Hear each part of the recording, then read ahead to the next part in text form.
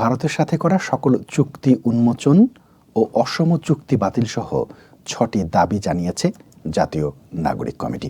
দাবিগুলো হচ্ছে ভারতের সাথে করা সকল চুক্তি উন্মোচন ও অসম চুক্তি বাতিল, নদীর পানির ন্যায্য হিস্যা নিশ্চিত করা, দ্রব্যমূল্য নিয়ন্ত্রণ, গত 15 বছরে সকল সম্প্রদায়ের উপর হামলা ও ভূমি দখলের বিচার করা এবং পাচারকৃত অর্থ ফিরিয়ে আনতে স্পেশাল টাস্ক ফোর্স গঠনসহ শেখ হাসিনাকে দেশে এনে তার অপরাধের বিচার করা।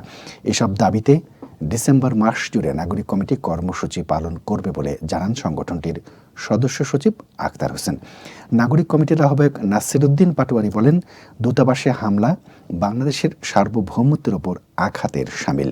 প্রতিবেশী সুলভ সম্পর্ক রক্ষা করতে হলে ভারতকে উস্কানিমূলক আচরণ থেকে বিরত থাকতে হবে। বাংলাদেশের অভ্যন্তরীণ বিষয়ে ভারতকে নাক না গলানোর আহ্বানও জানান তিনি।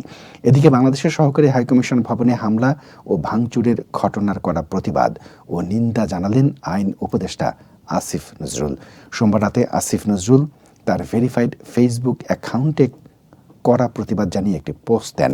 প্রতিবাদের পাশাপাশি তিনি ভারতের সঙ্গে সমমর্যাদা ও সমান অধিকার ভিত্তিক বন্ধুত্ব বাংলাদেশ চায় বলে উল্লেখ করেছেন।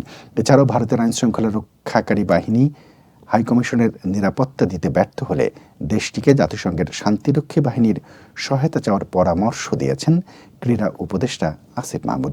সোমবার রাতে নিজের ভেরিফাইড ফেসবুক আইডিতে দেয়া এক পোস্টে তিনি এ মন্তব্য করেন।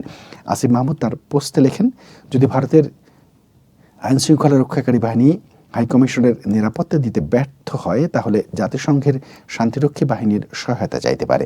সেক্ষেত্রে শান্তি রক্ষা মিশনের সৈন্য সহায়তা বাড়িয়ে সহযোগিতা করবে বাংলাদেশ।